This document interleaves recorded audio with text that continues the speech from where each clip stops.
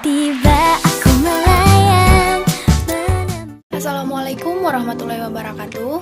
Kami dari kelompok 7 yang beranggotakan Salpia Mainasari, Siti Azzatul Hasanah, Siti Khadijah, Siti Rahmiatul Ulfah, Syaukil Azmi, Tina Salsabila, dan Wariyah akan mempresentasikan hasil kerja kelompok kami mata kuliah Administrasi Pembangunan dengan judul makalah Reformasi Administrasi Pembangunan. Berikut kami akan memaparkan hasil dari makalah yang telah kami buat. Pengertian reformasi pembangunan. Reformasi secara umum berarti perubahan terhadap suatu sistem yang telah ada pada suatu masa. Menurut Kamus Besar Bahasa Indonesia, pengertian reformasi adalah suatu perubahan yang terjadi secara drastis di mana tujuannya adalah untuk perbaikan di bidang sosial, politik, agama, dan ekonomi. Reformasi tidak terjadi begitu saja. Ada beberapa syarat terjadinya suatu reformasi. Berikut ini adalah beberapa syarat terjadinya reformasi. Pertama, adanya penyimpangan yang terjadi dalam penyelenggaraan negara atau dalam masyarakat. Adanya harapan dan cita-cita positif yang ingin dicapai oleh masyarakat di masa yang akan datang. 3. Adanya moral dan etika dalam mencapai cita-cita yang ingin dicapai. Sesaat setelah dilantik sebagai Presiden Indonesia, B.J. Habibie langsung melakukan pembentukan kabinet. Kabinet yang dibentuk B.J. Habibie dinamakan Kabinet Reformasi Pembangunan, yang tentunya hal itu akan sedikit meredam tensi tinggi politik pada geliat reformasi selama ini. Embel-embel reformasi pada apapun bentuk program kegiatan pemerintah saat itu dirasa menjadi sebuah keniscayaan. Kabinet ini dibentuk pada 22 Mei 1998, tepat satu hari Soeharto menyatakan pengunduran dirinya. Unsur-unsur yang masuk dalam jajaran kabinet itu pun tidak melulu berasal dari satu golongan. Upaya melakukan integrasi politik sangat nyata dilakukan B.J. Habibie dengan memasukkan semua unsur institusi politik yang meliputi perwakilan militer. Kabinet penyentara tersebut berisikan 36 orang yang tugas utamanya untuk melakukan perbaikan kondisi ekonomi Indonesia. Adapun tugas pokok Kabinet Reformasi Pembangunan adalah menyiapkan proses reformasi di bidang politik, hukum, dan ekonomi. Pengertian administrasi pembangunan. Administrasi pembangunan adalah seluruh proses yang dilakukan oleh administrator dalam upaya untuk mendorong dan memberikan suatu pengawasan terhadap masyarakat ke arah modernisasi dan kebaikan yang multidimensional secara terpadu dan administratif. Ciri-ciri administrasi pembangunan. Yang pertama, adanya suatu orientasi administrasi untuk mendukung pembangunan. Administrasi terhadap perubahan ke arah keadaan yang dianggap lebih baik. Keadaan yang lebih baik bagi negara-negara yang baru berkembang dinyatakan sebagai usaha ke arah modernisasi, pembangunan bangsa, dan pembangunan sosial ekonomi. Dalam administrasi pembangunan diberikan uraian keterkaitan administrasi dengan aspek-aspek pembangunan di bidang politik, ekonomi, sosial, budaya, dan lain-lain. Yang kedua, adanya peran administrator sebagai unsur pembangunan. Peranan serta fungsi pemerintah sangat erat kaitannya dengan perencanaan dan pelaksanaan pembangunan. Administrator juga dapat menciptakan suatu sistem dan praktek administrasi yang membina partisipasi dalam pembangunan. Yang ketiga, perkembangan baik dalam ilmu maupun pelaksanaan perencanaan pembangunan memiliki orientasi yang sangat besar dan memberikan perhatian terhadap aspek pelaksanaan perencanaan. Suatu perencanaan yang berorientasi pada pelaksanaan lebih banyak memperhatikan aspek administrasi dalam aspek pembangunannya. Yang keempat, administrasi pembangunan masih berdasarkan prinsip administrasi negara. Akan tetapi administrasi pembangunan memiliki ciri-ciri yang lebih maju daripada administrasi negara. Fungsi dan peran pemerintah dalam administrasi negara pembangunan. Yang pertama, fungsi pengaturan dibagi menjadi beberapa fungsi, yaitu penentuan kebijaksanaan, pemberian pengarahan, dan bimbingan, pengaturan melalui perizinan dan pengawasan. Fungsi pengaturan ini akan menghasilkan output berupa berbagai peraturan. Yang kedua, kepemilikan usaha ekonomi atau sosial yang penyelenggaraannya dapat dilakukan sendiri atau swasta. Yang ketiga, penyelenggaraan berbagai kegiatan ekonomi atau sosial. Fungsi pokok pemerintahan dapat dibagi menjadi dua tugas, yaitu tugas pemerintahan rutin atau umum dan tugas pemerintahan pembangunan. Tugas pemerintahan umum dilakukan untuk pemerintahan umum, pemeliharaan ketertiban, keamanan, dan pelaksanaan hukum. Tugas ini sering diperluas dengan tugas-tugas pelayanan umum yang dilakukan, baik melalui penyelenggaraan sendiri maupun melalui pelaksanaan fungsi pengaturan. Di samping itu, tugas pembangunan dilakukan dalam rangka penyesuaian kepentingan sosial dan ekonomi tradisional dengan kebutuhan pembangunan.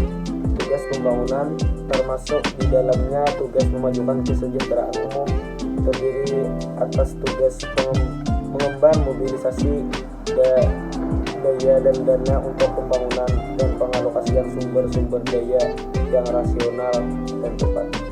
Fungsi-fungsi administrasi pembangunan secara terperinci.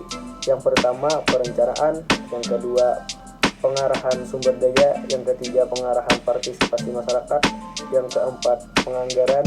Yang kelima, pelaksanaan pembangunan. Yang keenam, koordinasi. Yang ketujuh, pemantauan dan evaluasi. Yang kedelapan, pengawasan. Dan yang kesembilan, peran informasi. Itulah pengertian administrasi pembangunan. Ruang lingkup reformasi administrasi. Administrasi publik merupakan aspek terpenting dari birokrasi di seluruh dunia, baik itu negara dengan karakteristik demokrasi, sosialis, dan kapitalis. Sangat penting karena tidak cukup untuk membuat kebijakan dan undang-undang di atas kertas putih saja.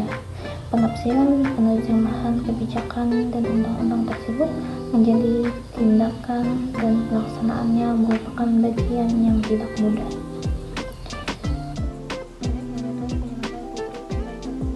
Menjalankan pemerintah sebagai mesin yang berjalan. Administrasi publik secara umum yaitu memastikan keamanan publik dengan baik, peran publik secara merata, memastikan keadilan bagi seluruh warga negara tanpa memandang apapun.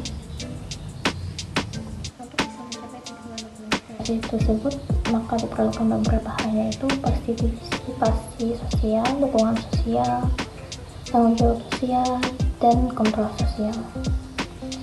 Dari sini kita paham bahwa administrasi publik bisa ikut menentukan apa saja tujuan pembangunan dan menentukan bagaimana cara mencapai tujuan tersebut.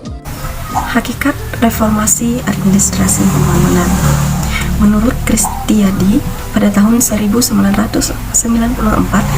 menegaskan bahwa administrasi pembangunan merupakan paradigma yang berkembang sebagai ilmu administrasi pada sekitar tahun 1970-an. Yang mana administrasi ini mampu mendorong ke arah proses perubahan dan pembaharuan serta penyesuaian. Nah, oleh karena itu, administrasi pembangunan merupakan pendukung perencanaan pembangunan dan implementasinya. Pembangunan administrasi bermaksud memperbaiki keadaan untuk mewujudkan sistem pemerintahan yang baik. Banyak konsep dikembangkan dalam pembangunan atau pembaharuan administrasi. Nah, menurut Reis, pada tahun 1996, pembaharuan administrasi merupakan pola yang menunjukkan peningkatan efektivitas pemanfaatan pada sumber daya yang tersedia untuk mencapai tujuan yang telah ditetapkan.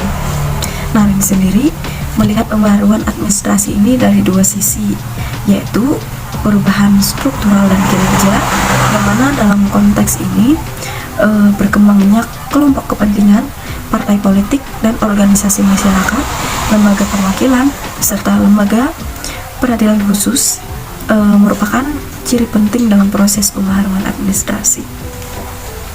Yang kedua, dalam pembaharuan administrasi, perhatian lebih tercurah kepada upaya, bukan semata-mata untuk hasil. Jadi dua aspek kinerja yang menjadi ukuran, merupakan efektivitas dan efisiensi.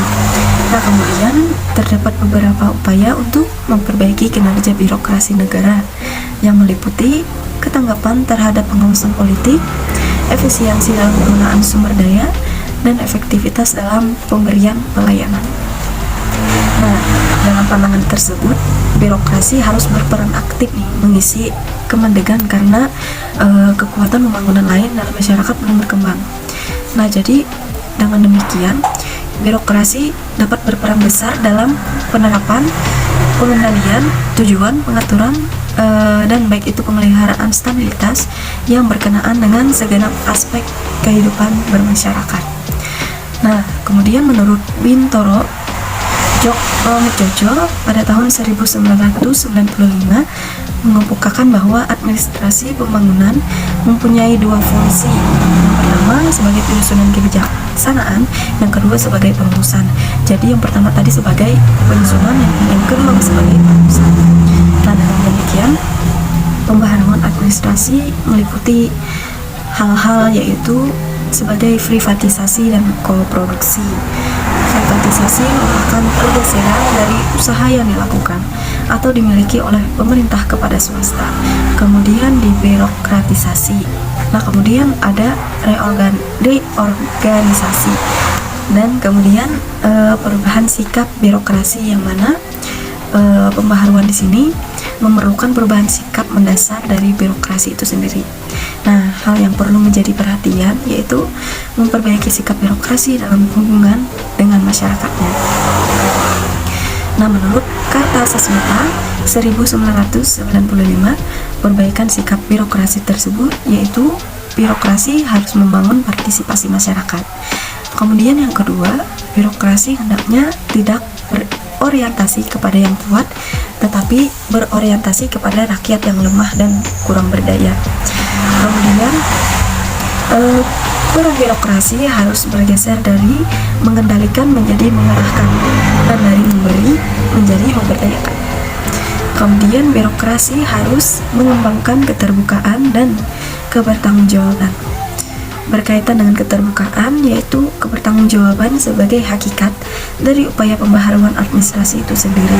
Nah, kalau ketertutupan dapat menyebabkan birokrasi menjadi sulit dipertanggungjawabkan.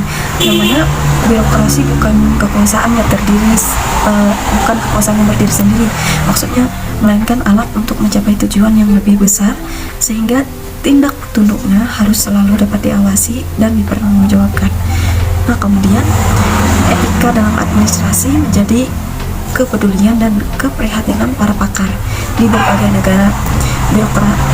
Birokrasi diandalkan menjadi pelindung dan pengayom masyarakat yang bersifat jujur dan adil, dan keseluruhan sistemnya diarahkan untuk menjamin pelaksanaan etika administrasi.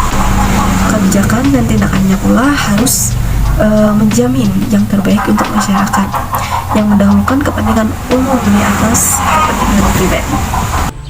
Reformasi birokrasi menurut hukum administrasi pembangunan.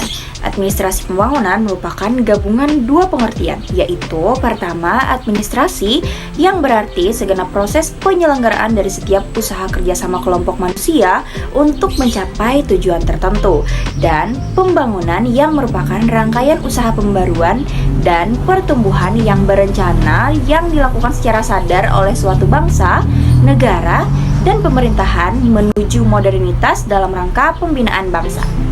Dalam kaitannya dengan penyelenggaraan pemerintahan, birokrasi sebagai ujung tombak pelaksana pelayanan publik yang mencakup berbagai program pembangunan dan kebijaksanaan pemerintah.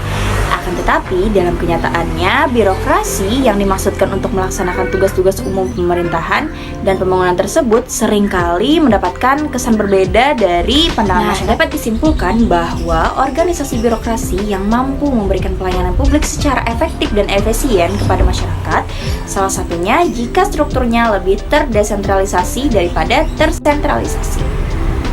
Dampak reformasi administrasi pemerintah terhadap kinerja operator garis depan atau suatu tinjauan teoritis dan empiris.